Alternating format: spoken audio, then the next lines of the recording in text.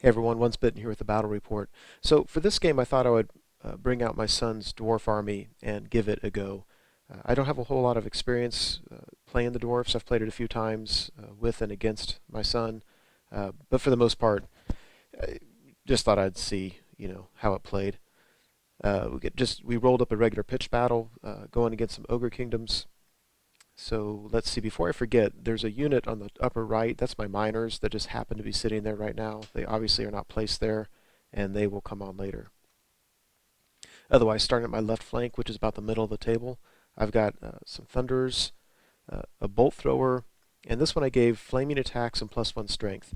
My philosophy for this game, building the list, was I wanted to keep my war machines cheap, so I didn't put engineers in there, and I only put flaming attacks on 2 of them because I figured if something has regen, I just need to get a wound with either of those 2, and then the rest of them, I don't even have to pay for the flaming attack bonus to get that benefit. And because you have to have a slightly different build on each of your war machines, this one I also gave +1 strength. Anyway, there on the left, there's a unit of iron breakers. I really didn't want to bring them, but that's exactly how many points I had left over after bringing everything I wanted to bring, and I didn't know how to spend it. And quite frankly, I was out of models, so I put them on the table. There's an organ gun, a big unit of warriors with great weapons. There's a Thame BSB in there. I put them in what I call the bus formation, thinking that when we get to combat, I'll probably reform into horde. But for now, so I can keep my troops closer together and keep some lines open for my war machines, I put them like that. There's a cannon behind them. And then here to the right, I've got a gyrocopter, some more great weaponed warriors. This one has my runesmith general. He's completely naked. I didn't even think I forgot to give him stuff. But anyway, he's mainly just to give me an extra dispel die and be the general. I've got a grudge thrower behind that unit. It's actually being proxied with the the stupid little thing from the Skull Pass set. My son now has a grudge thrower. So anyway, that one has +1 strength, and there's another cannon. This one has flaming attacks. And of course, there were the miners. So facing us right to left, he's got an iron blaster, a single saber tusk, another saber tusk, a unit of iron guts with a fire belly with a scroll. Behind him are some lead belchers. Then he's got a huge thunder tusk model. Very interested to see how that thing plays in combat. In front of the thunder tusk is this unit on the right. It's 6 regular ogres with 2 characters. He's got a BSB as well as a slaughtermaster. 3 Mournfang cavalry, single saber tusk, 3 lead belchers, another saber tusk, and some more ogres. So overall, when I look at the board, I'm thinking, I just feel totally outmanned. His army, I have more models probably, but he's just got a lot more mass on the table. So anyway, he rushes up, as you can see.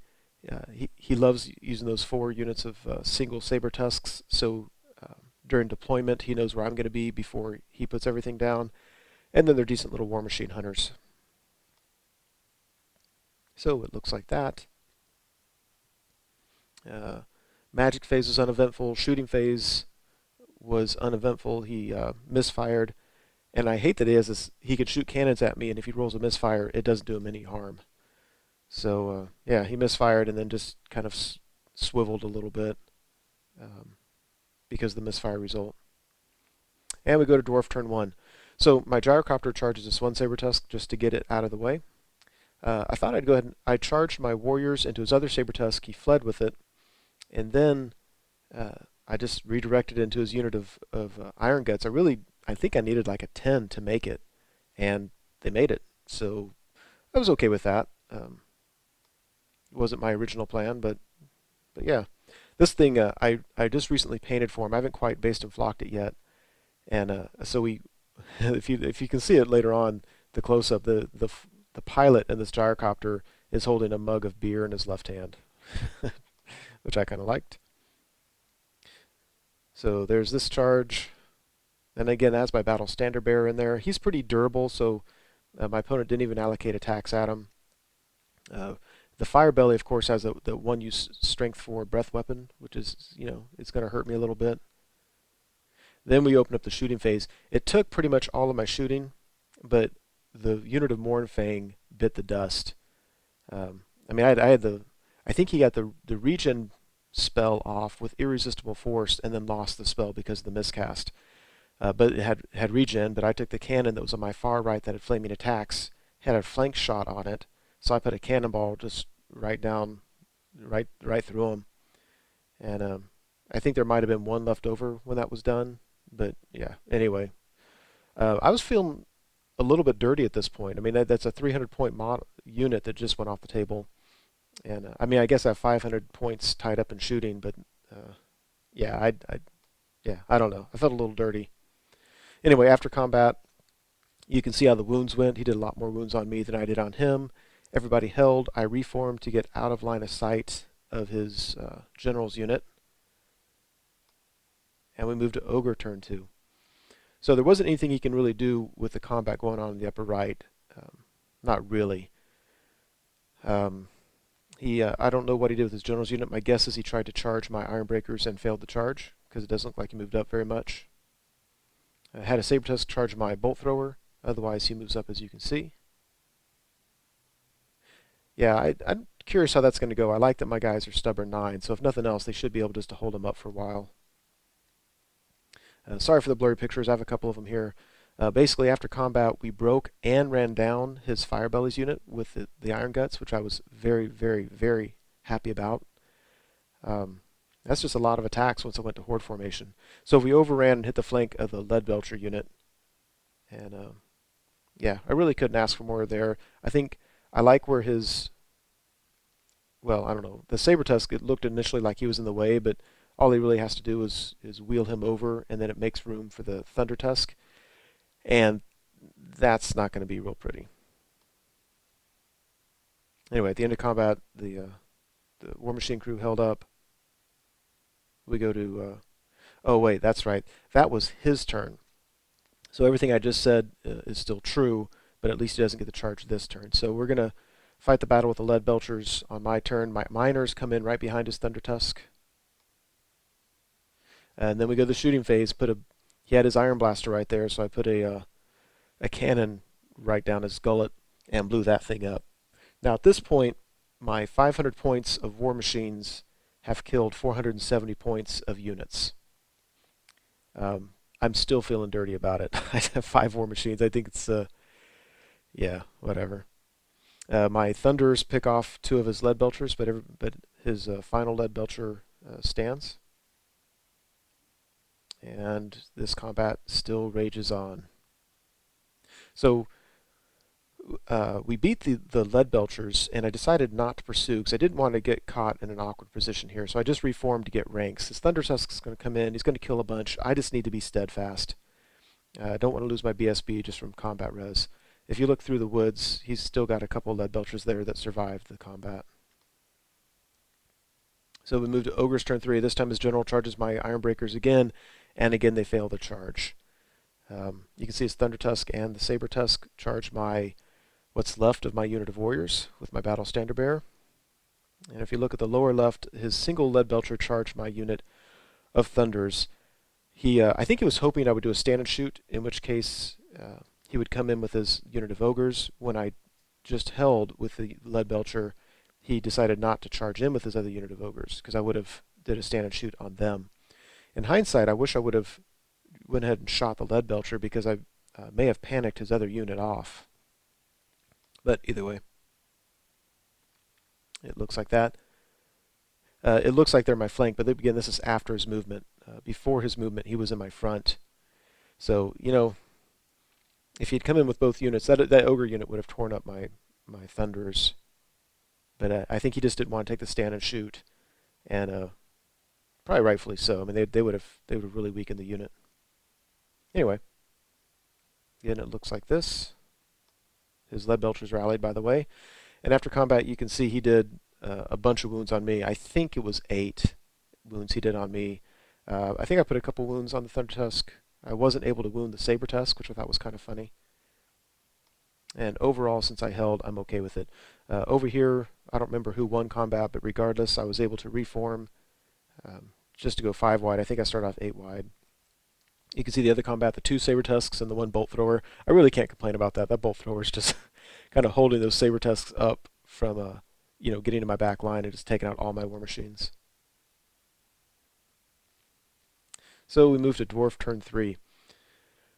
Let's see if you look at the uppermost, the miners charge the flank of the Thunder Tusk.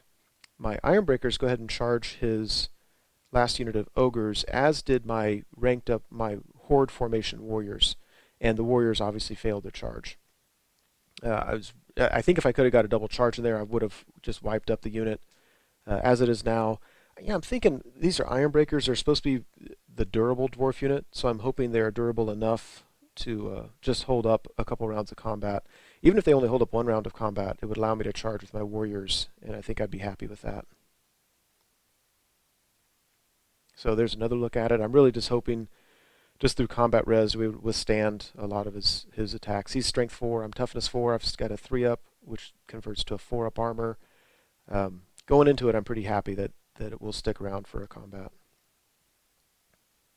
And here's this one. I think he's going to do a ton of damage on me, but I think at the end of the day, I've got a lot of strength 6 attacks on him. So over here, I aimed the grudge thrower, and I think it was the grudge thrower. Anyway, one of my war machines, I'm pretty sure the grudge thrower at this unit did enough wounds to cause a panic test, and they fled away from the combat. So that is absolutely going to save my Thunders, who on the very next turn are going to get charged. We're going to get charged to the flank. So yeah, or maybe it was my organ gun. Who knows? After combat, yeah, that didn't go well at all. Um, I think partly due because I only did one wound on him, which is just miserable, and obviously he did a number of wounds on my guys. So yeah, he easily beat my guys. I might have even been on Snake Eyes or something. I mean, it was just ugly, and that ended up being absolutely huge. So after combat, we did 4 wounds on the Thunder Tusk overall. Broke him. We're not able to run him down. And then the placement of our gyrocopter ended up being stupid because it allowed him to bounce through my gyrocopter.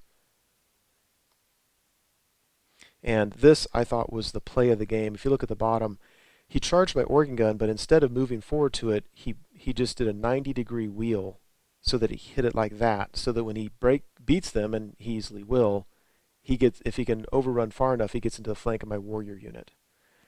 I thought it was brilliant. Yeah, in hindsight, I mean, I would need to think a couple moves ahead there, but in the future, trust me, that is a real big weakness of war machines if you're hanging troops out nearby. And I thought it was a brilliant tactical move on his part. Anyway, the Thunder Tusk rallied. This unit of ogres rallied. And yeah, that's just really going to hurt. You can see the Saber Tusk, they finally got rid of my bolt thrower, and this one was able to charge one of my cannons. And this is just what it looks like up here. Then during the magic phase, he has the spell from the lore of the Great Maw, but you put a template down on this unit and killed almost half of my unit. Now, I don't think that's necessary because I think when he gets the flank charge on me, he's going to beat my guys regardless. But that certainly didn't help my cause. Lead Belchers open up on the miners, did a few wounds.